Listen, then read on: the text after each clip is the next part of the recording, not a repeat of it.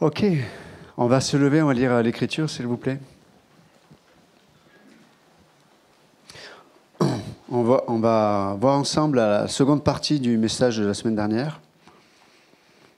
Donc vous vous souvenez, ces questions que Dieu nous pose, en l'occurrence la question que Jésus nous pose dans Jean chapitre 21, versets 14 à 17.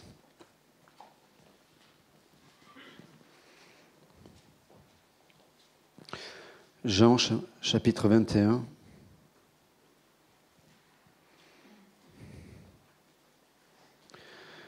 Versets 14 à 17. C'était déjà la troisième fois que Jésus se montrait à ses disciples depuis qu'il était ressuscité des morts. Après qu'ils eurent mangé, Jésus dit à Simon-Pierre, « Simon, fils de Jonas, m'aimes-tu plus que ne m'aime ceci ?» Il lui répondit, « Oui, Seigneur, tu sais que je t'aime. » Jésus lui dit, « Paie mes agneaux. » Il lui dit une seconde fois, « Simon, fils de Jonas, m'aimes-tu » Pierre lui répondit, « Oui, Seigneur, tu sais que je t'aime. » Jésus lui dit, « Paie mes brebis. » Il lui dit pour la troisième fois, « Simon, fils de Jonas, m'aimes-tu » Pierre fut attristé de ce qu'il lui avait dit pour la troisième fois, « M'aimes-tu » Et il lui répondit, « Seigneur, tu sais toutes choses. Tu sais que je t'aime. » Jésus lui dit, « Paie mes brebis. » Merci Seigneur encore pour ce que nous avons entendu. Et nous voulons continuer dans cette adoration, esprit d'adoration, à recevoir de toi tout ce que ton esprit veut nous dire. Dans le bon nom de Jésus-Christ, nous prions. Amen. Vous pouvez vous asseoir.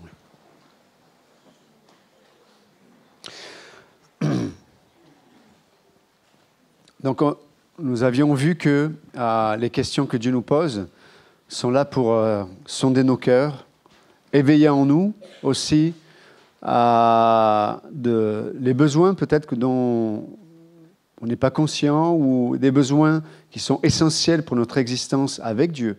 Et peut-être comme, voilà, on vit dans un monde qui nous amène à être conscient de certaines choses et pas d'autres. C'est les questionnements que Dieu a sur nos vies et qui nous pose, qui peuvent éveiller ces besoins, et notamment le besoin que nous devrions avoir, grandissant pour notre Dieu. Comme le psalmiste le dit dans le psaume 42, comme une biche assoiffée auprès d'un courant d'eau, ainsi mon âme a soif de toi. Mais il y a une autre chose que je voulais voir ce matin, c'est la deuxième partie, c'était que ces questionnements que Jésus amène dans la vie de Pierre sont là aussi pour conduire Pierre dans la restauration. Jésus veut restaurer Pierre. Et on va voir quelques éléments ensemble. Mais avant de continuer sur ce point-là, je voulais rejoindre un peu la question de Pasteur Georges. Alors évidemment, en restant dans le texte qu'on vient de lire, mais c'est vrai que donc, vous vous souvenez que Jésus pose 3 fois la même question, et nous savons que dans la Bible, lorsque il est fait référence, en tout cas lorsque Dieu met l'accent, on veut mettre l'accent de façon très particulière sur quelque chose, il le répète 3 fois. Et là, en l'occurrence, Jésus pose la question 3 fois à Pierre.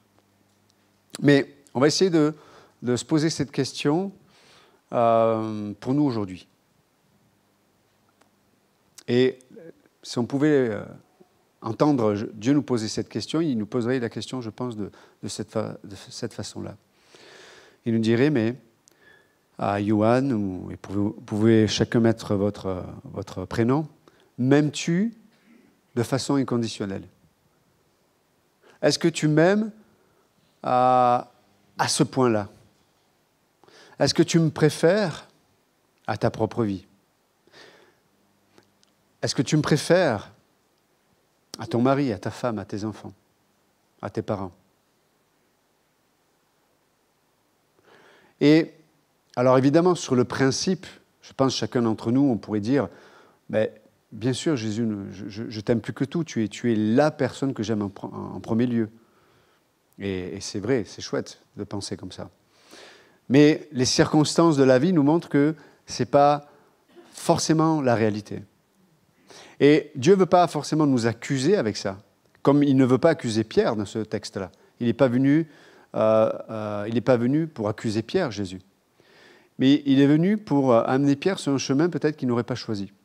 Et donc Jésus lui pose la question afin de réveiller et d'éveiller Pierre. De réveiller Pierre par rapport à la réalité de sa condition et d'éveiller Pierre à la réalité de son besoin. Parce qu'on a besoin d'être réveillé. Et vous vous souvenez, on avait vu la semaine dernière aussi que la mesure de la gravité du péché pouvait être mesurée seulement à partir d'une mesure qui est la croix. Donc, une seule pensée qui ne correspond pas à la parole de Dieu, une seule pensée qui ne correspond pas à la volonté de Dieu, aurait amené Jésus à mourir à la croix pour ce péché-là. Donc, je ne sais pas si on imagine à quel point le péché est un problème aux yeux de Dieu. Mais, pour revenir à notre questionnement ce matin, donc, Jésus pose cette question à Pierre et Pierre répond « Je t'aime », mais de façon conditionnelle. Je t'aime parce que je crois que j'ai besoin de toi et je crois que tu peux m'amener quelque chose de bien, de bon pour ma vie. C'est comme ça que Pierre aime Jésus. C'est comme ça peut-être qu'on aime Jésus ce matin. On aime le Jésus qui pardonne, peut-être on aime le Jésus qui fait des miracles, on aime le Jésus qui guérit, on aime le Jésus qui est patient, on aime le Jésus qui est miséricordieux, on aime le Jésus qui prend soin de nous. Et est-ce que toutes ces vertus que je suis en train de souligner ce matin, est-ce qu'elles sont vraies concernant Jésus pour nous? Oui, elles sont vraies. Mais en vérité, c'est qu'une partie. C'est qu'une partie de ce que comporte l'amour. Maintenant, si on voit l'autre côté, est-ce que j'aime le Jésus qui me défie? Est-ce que j'aime le Jésus qui n'a pas peur de me mener sur un chemin où je vais pouvoir expérimenter réellement dans mon corps, ici-bas, aujourd'hui, la réalité de la mort? Est-ce que j'aime le Jésus qui va me mener sur des chemins peut-être que je n'aurais pas choisis? Est-ce que j'aime le Jésus qui ne pouponne pas la chair? Est-ce que j'aime aussi ce Jésus-là? Et vous allez peut-être me dire, mais oui. En vérité, je reviens à ce que je disais tout à l'heure, c'est que très souvent, les circonstances de la vie nous montrent que peut-être nous n'en sommes pas encore là. Parce que je ne peux pas donner ce que je n'ai pas reçu.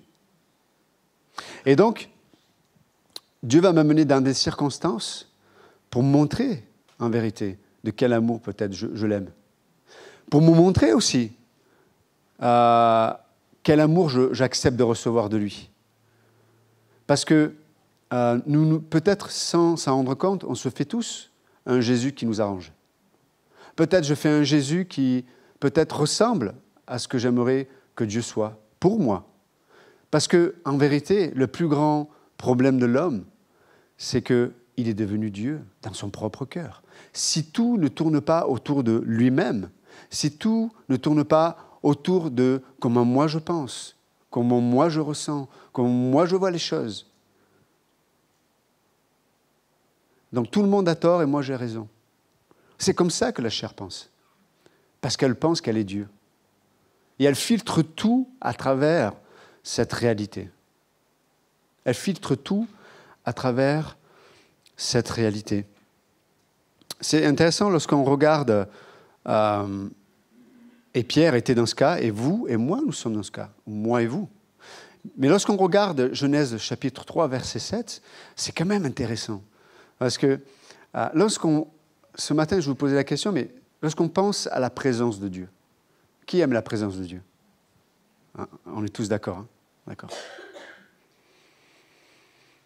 Mais on aime une forme de la manifestation de la présence de Dieu. Mais regardez, Genèse 3, l'homme désobéit, l'homme pêche. La première chose qu'il fait, il trouve une solution. Parce qu'on est tous comme ça. Hein, on retombe toujours sous nos pattes. Hein? Donc l'homme pêche, et puis il trouve une solution. Il va réaliser qu'il est nu, il va réaliser ce qui lui manque, il va réaliser ce qu'il ne voulait pas voir de lui-même, et il trouve une solution à ce problème. Et il se couvre. Mais quand on lit le texte, on a l'impression que tout va bien. Ils se sont couverts, et voilà. Alléluia, gloire à Dieu. Sauf que Dieu vient à un moment donné et marche dans le jardin. Et il appelle l'homme. Et c'est à ce moment-là, c'est face à la présence de Dieu, c'est face à l'appel de Dieu, face à la parole de Dieu, que l'homme a commencé à être dérangé. Pas avant. L'homme a péché, il a trouvé une solution. Dieu vient se manifester et la présence de Dieu devient un problème pour l'homme. Et donc l'homme va se cacher parce qu'il a peur. Mais tant que Dieu ne se manifestait pas de problème. J'ai péché, mais j'ai trouvé une solution. C'est notre cœur, mes amis. Est-ce que vous êtes avec moi ce matin? C'est notre cœur ce matin. Ne nous trompons pas. Ne laissons pas notre cœur nous tromper. Arrêtons de raconter des histoires, et à nous-mêmes et aux autres. Arrêtons de nous faire confiance dans la chair. Arrêtons. Parce que ça va amener beaucoup de problèmes. Et ce cœur-là qui a pour Dieu son propre ego, va amener la mort partout où il passe. Pourquoi? Parce que Dieu a décidé, à cause du choix de l'homme, que ce dernier ne mange plus de l'arbre de vie. Et donc l'homme a été mis en dehors du jardin.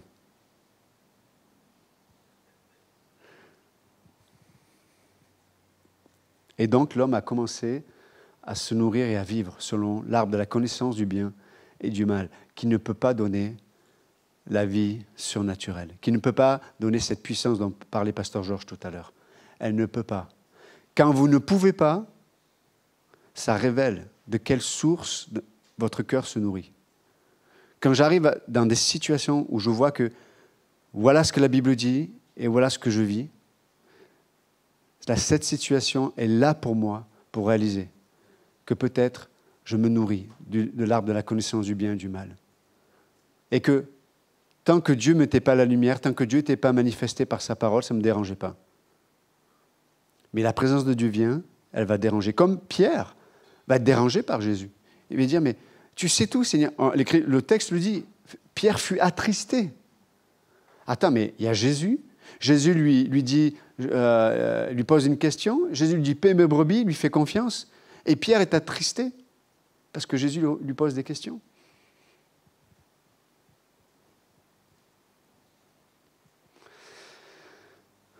Et c'est important ce matin de comprendre que,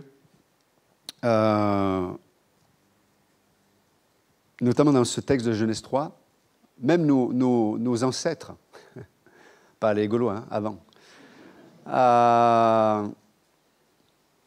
dans le contexte, à cause du péché, n'avaient pas une bonne attitude. Regardez, donc, ils se cachent de Dieu, ils sont gênés par la présence de Dieu, et quand Dieu pose des questions, qu'est-ce qu'ils font? Ils trouvent des boucs émissaires. Il y aura toujours une situation, une raison, il y aura toujours quelqu'un qui justifie mon comportement, qui peut justifier ma façon de penser. Il y aura toujours ces excuses qu'on utilise très souvent. Mon passé, pasteur, tu ne sais pas ce que j'ai vécu. Et c'est vrai, je ne peux pas savoir ce que vous avez vécu, parce que c'est votre expérience. Mais en disant cela, peut-être, vous êtes en train de confesser une chose qui ne correspond pas à la pensée de Dieu. Vous êtes en train de dire que votre passé, peu importe ce que vous avez pu vivre, je sais que certains ici ont vécu des abus, certains ont été battus, certains ont été délaissés, certains étaient dans une famille où ils ont été comparés à d'autres enfants et ils n'étaient pas forcément ceux qu'on préférait. Certains ont passé toute leur jeunesse dans des familles d'accueil. Donc il y a des gens qui ont un passé difficile ici. Mais de dire que mon passé, pour le dire autrement, est plus puissant, et plus fort, et plus grand que l'œuvre de Christ, là, il y a un problème. Là, il y a un problème. Et est-ce que dans mon expérience, mon passé peut avoir plus de place ou plus de puissance que l'œuvre de Christ? Oui. Oui. Parce qu'à un moment donné, je choisis dans mon cœur de penser d'une certaine façon. Je choisis, le psalmiste il dit, mais j'ai choisi de repasser dans mon cœur les paroles de l'Éternel. Il repassait, Marie a fait pareil. Elle a entendu les promesses de l'ange, elle choisissait de repasser dans son cœur, dans sa tête, les paroles qu'elle avait entendues de la part de Dieu. Mais beaucoup, malheureusement, de croyants aujourd'hui repassent dans leur cœur et dans leur pensée leur passé. Leur passé. Mais en vivant comme ça, on marche et on se nourrit de l'arbre de la connaissance du bien et du mal qui n'amène pas la vie de Dieu. Et encore une fois, la preuve que vous mangez à cet arbre, c'est que vous allez toujours trouver des boucs émissaires. Toujours. Dans le passé, peut-être vous avez été victime, mais aujourd'hui, vous devenez le bourreau. Parce que c'est sa faute. La faute de mon mari, comme disait Pasteur Georges. La faute de mon épouse. C'est la faute de mon patron. C'est la faute. Et puis on va trouver. Et des fois, on peut avoir raison. Mais Dieu ne nous amène pas dans un jardin où c'est la connaissance du bien et du mal qui doit déterminer ce qui est vrai et ce qui n'est pas vrai. Dieu veut nous amener dans un jardin où c'est l'arbre de vie qui doit dominer. Ce n'est plus une question qui a raison. C'est une question qui va accepter la vie de Dieu dans la situation. Qui va accepter la vie de Dieu dans la situation? Donc, bouc émissaire, amertume, colère, frustration. Et on repasse dans notre cœur, et puis ça va passer par ma bouche. Je vais propager mon amertume, propager ma colère, en disant, mais tu ne sais pas ce qui s'est passé. Comme un des fils de Noé qui va voir ses frères en disant, « Hé, papa est tout nu. » Vous vous souvenez, Noé avait péché et il avait fait pousser une vigne, il s'était enivré, il était tout nu, dans un état déplorable, et un de ses fils voit sa nudité, il va chercher ses frères. Il n'a pas couvert la nudité de son père. Et ses frères sont venus, ils ont pris un vêtement, et pour ne pas voir la nudité de leur père, en reculant, ont couvert leur père. Et Noé, quand il se réveille, il va maudire son fils qui a agi de cette façon-là. Mais nous, très souvent, nous faisons ça aussi. Et on ne doit pas se leurrer, mes amis. Mon homme naturel n'aura pas la bonne attitude face à la parole de Dieu. Mon homme naturel n'aura pas la bonne attitude face à la présence de Dieu. Et, comme toujours, l'homme naturel a toujours une mémoire sélective. Il veut se souvenir que ce qui peut corroborer sa conclusion. Et c'est inconscient, on ne s'en rend pas compte. Bon, on a une mémoire sélective. L'homme naturel a une mémoire sélective. L'homme naturel a des sensations, des sentiments sélectifs. Il ne s'en rend pas compte, mais c'est comme ça. Il raconte sa propre histoire, mais qui n'est pas l'histoire racontée par Dieu. Donc on peut voir l'homme, de suite après son péché, n'avait pas une bonne attitude. Donc il dit, hey, et il accuse Dieu, hey, c'est la femme que tu m'as donnée. Donc Dieu, et quand on lit le texte, moi hier je rigolais en le lisant, c'est rigolo parce qu'on aurait pu s'attendre à ce que Dieu dise à l'homme, et arrête de dire ça là. Hein, c'est toi, tu étais responsable, etc. Non, il dit, ok, c'est la femme, bon, il va voir la femme. Et la femme dit, c'est le serpent. Ok, c'est le serpent. Donc, et on voit que Dieu, il va les voir les uns après les autres, il ne dit rien.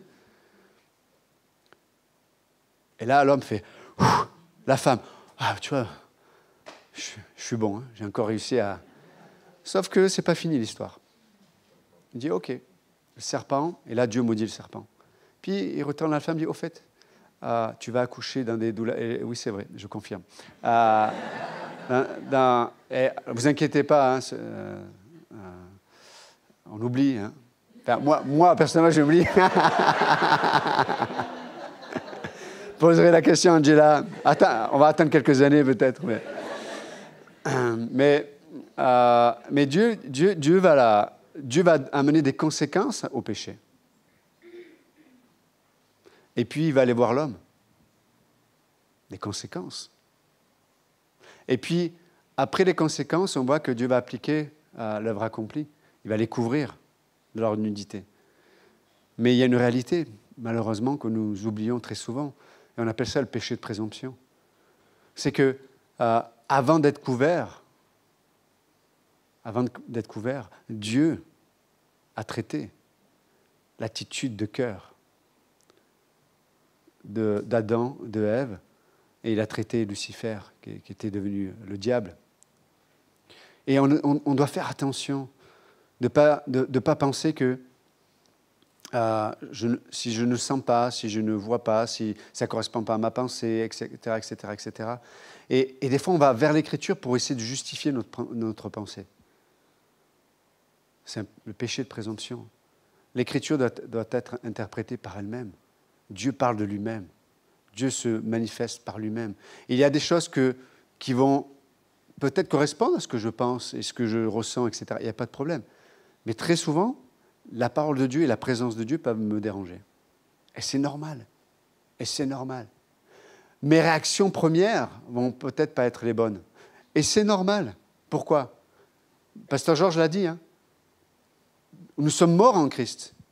Mais il y a plein de domaines, on pense être vivant. Et quand Dieu dit non, tu es mort, et nous on dit non, je suis vivant, je ne veux pas mourir.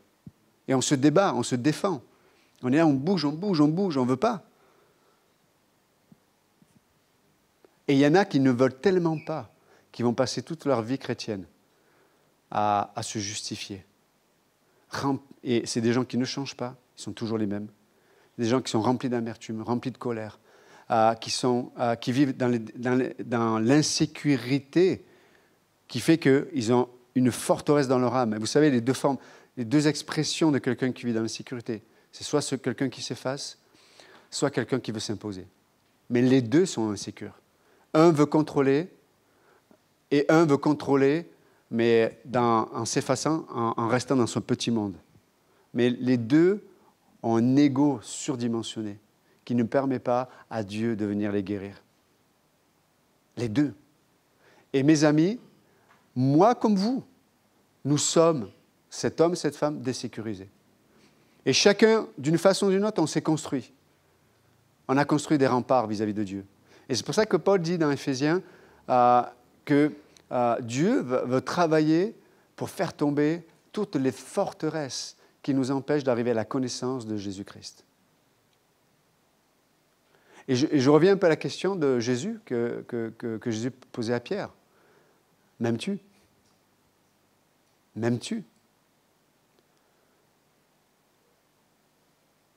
Est-ce que ta peur de ta nudité fait que tu vas ne pas accepter l'amour de Dieu pour toi ?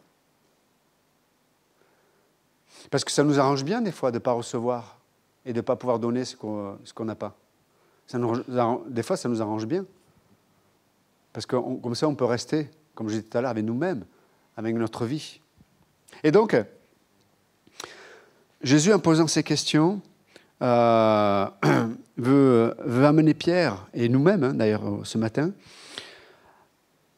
sur un terrain où on va avoir une attitude de cœur, où on va pouvoir bénéficier de l'œuvre que Jésus venait d'accomplir pour Pierre. Jésus venait de mourir à la croix, il était ressuscité, et pourtant Pierre n'avait pas encore l'attitude pour bénéficier de ce que Jésus venait de faire pour lui.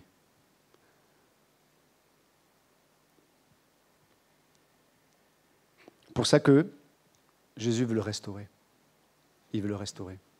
Et il le fait publiquement parce que Pierre avait renié Jésus publiquement.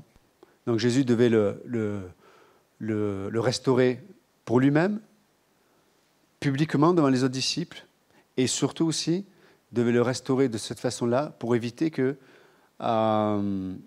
Satan revienne sur le sujet pour l'accuser et le paralyser pour toute sa vie. C'est ce que Dieu veut faire avec nous. Et donc, et c'est pour ça que le contexte même est intéressant. Pierre, vous vous souvenez, autour d'un brasier, il faisait froid, Jésus est arrêté, il se réchauffait avec tout le monde. Et là, les gens lui posent la question, mais tu étais avec ce Jésus? Il dit, non, non, je ne le connais pas. Et là, on se retrouve un peu dans le même contexte. Pierre autour d'un brasier, il se réchauffe, il mange, et la question est posée. Pierre, m'aimes-tu? Le même contexte. C'est intéressant parce que la troisième fois où Jésus pose la question à Pierre, Jésus ne dit pas, Pierre, m'aimes-tu? Vous savez, le mot c'est agapé. Hein? Mais la troisième fois, ce n'est pas agapé que dit Jésus. Jésus dit, Pierre, philéo. C'est-à-dire, m'aimes-tu d'un amour même humain, même conditionnel? Et là, Pierre est agacé un peu. Il est attristé, quoi. Mais tu sais tout. Voilà, tu sais tout. Et des fois, on a du mal à accepter là où Dieu nous dit où nous en sommes. Des fois, on a du mal, et pourtant, c'est nécessaire pour avancer. C'est nécessaire pour grandir. De réaliser que peut-être j'en suis que là. Peut-être je me trompais même sur mon amour pour Dieu. Peut-être que j'en suis que là. Mais ce n'est pas un problème pour Jésus. Parce que Jésus lui dit, paie mes brebis, il le restaure devant tout le monde, lui dit, mais je te confie une grande responsabilité. Je te confie une grande responsabilité. Mais non, mais pourtant, je ne suis pas à la hauteur. Non, mais il n'y a pas de problème. Parce que là, tu commences à réaliser qu'en toi-même, tu ne peux pas marcher avec moi, pour moi et en moi. Et donc, ce matin, juste s'encourager.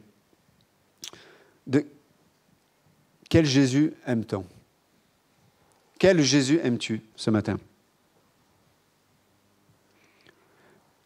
Est-ce que je suis prêt à ce que Jésus m'amène sur un chemin où je vais pouvoir le rencontrer? Et vous savez, dans notre expérience, ce qui fait que nous souffrons le plus, c'est l'absence de Christ dans nos vies. L'absence de Christ.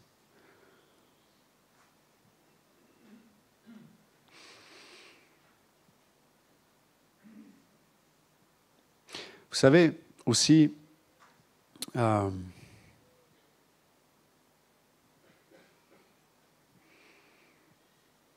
une réalité qui, je l'ai dit tout à l'heure, mais qui est extrêmement importante et qui fait défaut malheureusement dans nos vies très souvent.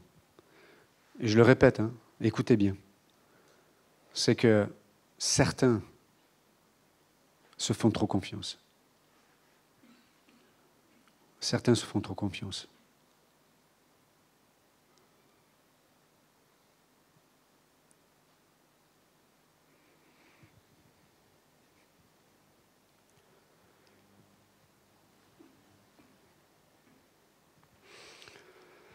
Moi, je veux choisir le jardin, de vivre et de demeurer dans le jardin où il y a l'arbre de vie.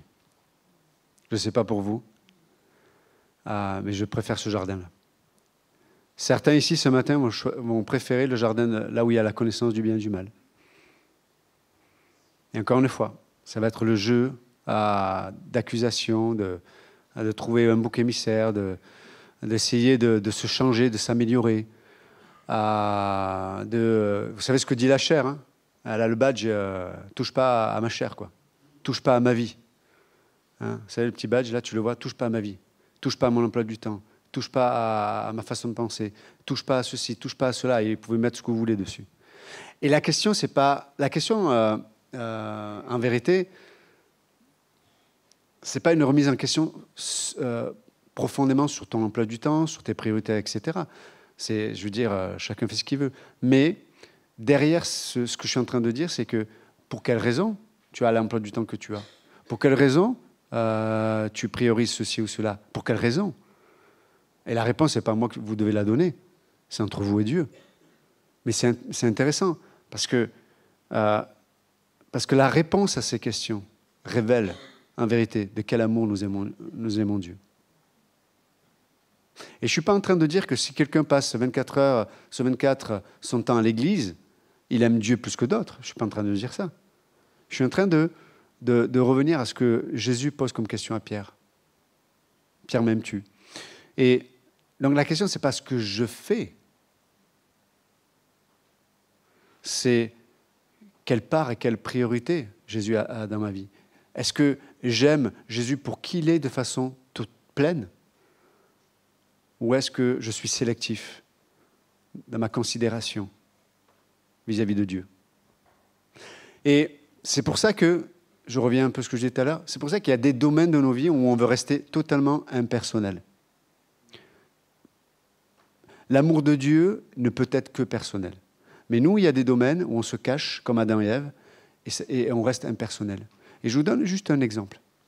Il y a des gens qui refusent de vivre et de manifester leur don spirituel pour le corps de Christ. Il y a des gens qui refusent de vivre ce qu'ils devraient vivre dans une église locale. Encore une fois, je ne parle pas de passer 24 heures sur 24 dans une église, mais de vivre ce que je dois vivre simplement, à la hauteur des dons que Dieu a donnés dans sa sagesse par le Saint-Esprit pour mon existence. Mais il y en a qui refusent ça.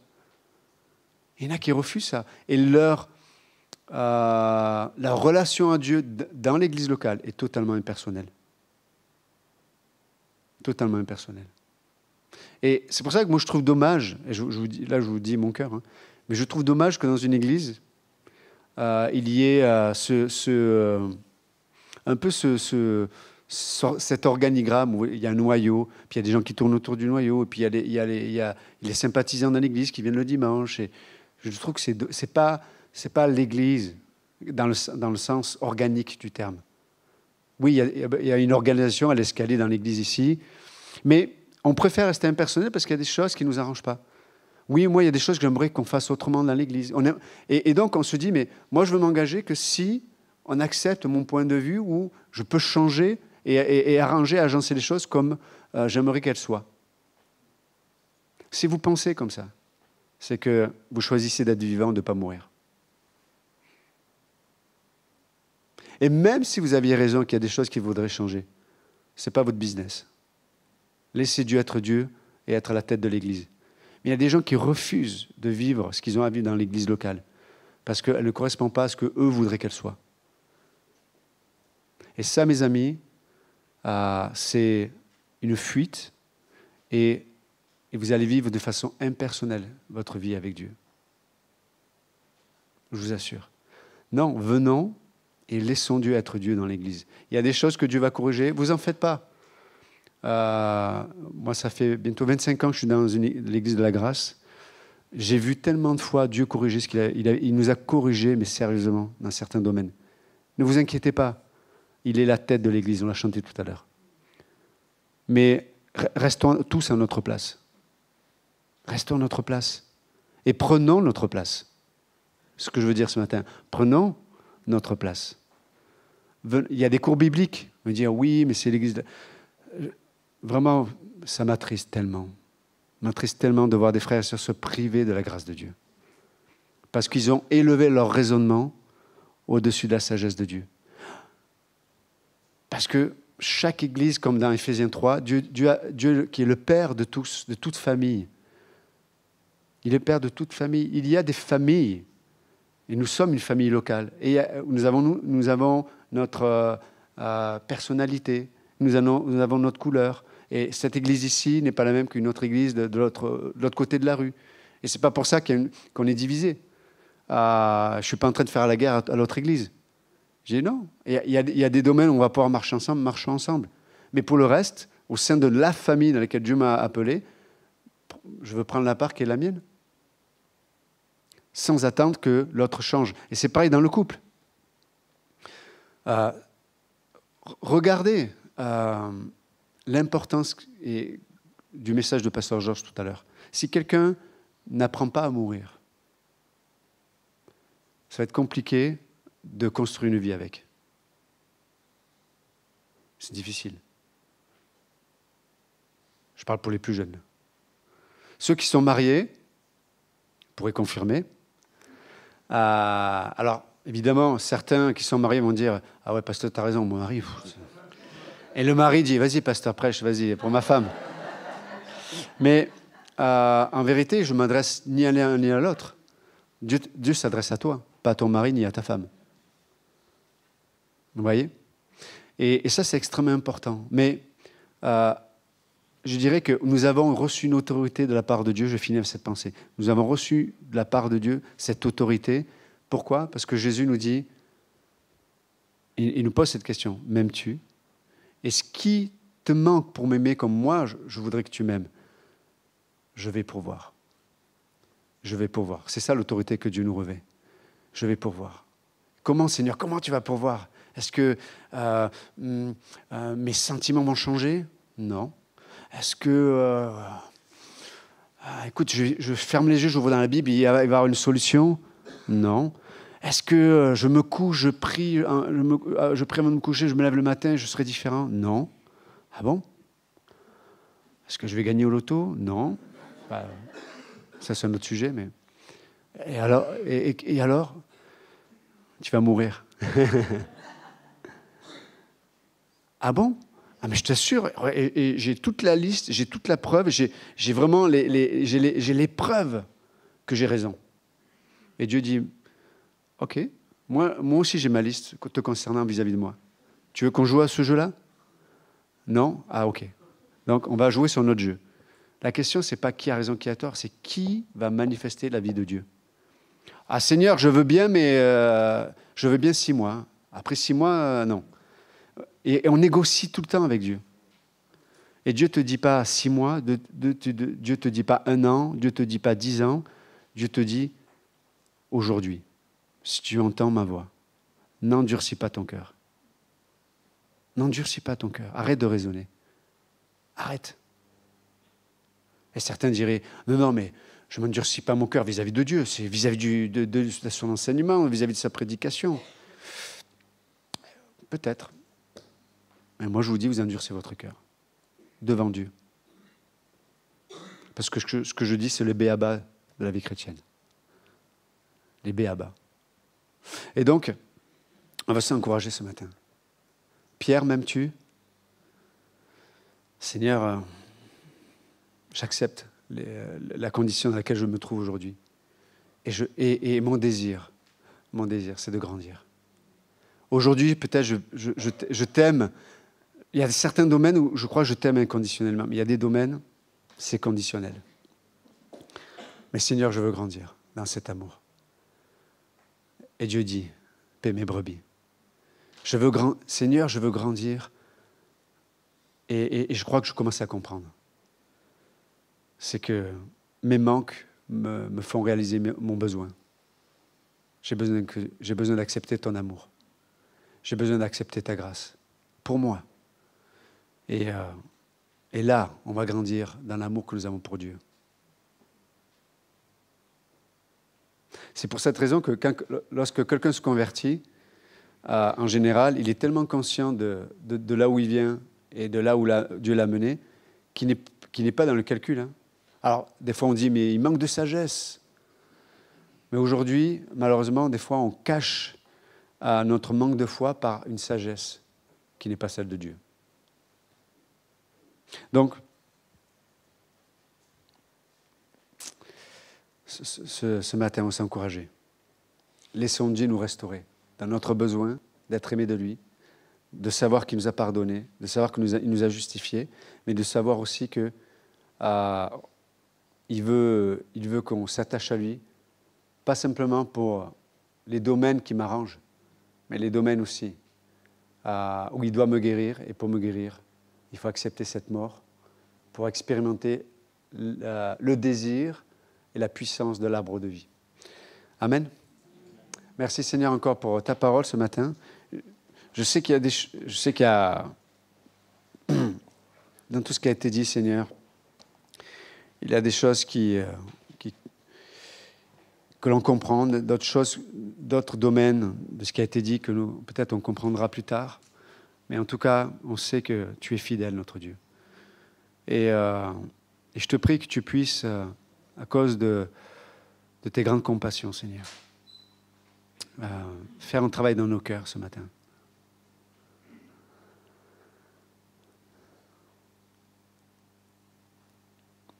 Comme on le disait à l'instant, aide-nous, Seigneur, à désirer de recevoir ton amour. Aide-nous, Seigneur, à ne pas accepter des substituts. à qui tu es. Aide-nous, Seigneur, à accepter et à voir selon ta parole, à cause de ta présence, qu'il y a tellement de domaines sur lesquels on s'appuie et qui sont nos propres pensées, nos propres forces. Aide-nous, notre Dieu. Aide-nous à fléchir le genou.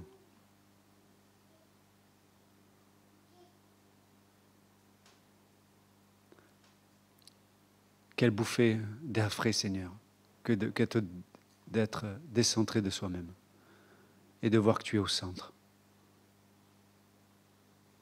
Merci, Jésus-Christ. Si ce matin, quelqu'un ne connaît pas Jésus-Christ comme son Sauveur, si quelqu'un n'a pas expérimenté dans sa vie le passage de la mort à la vie, si vous n'avez jamais eu cette relation intime et personnelle avec Jésus-Christ, ce matin, vous pouvez juste faire cette prière. Et je vous demande vraiment de juste fermer les yeux, de baisser vos têtes, et juste c'est entre vous et Dieu, mais cette décision peut déterminer votre éternité. Cette décision peut déterminer votre présent aussi. Mais vous pouvez dire ce matin,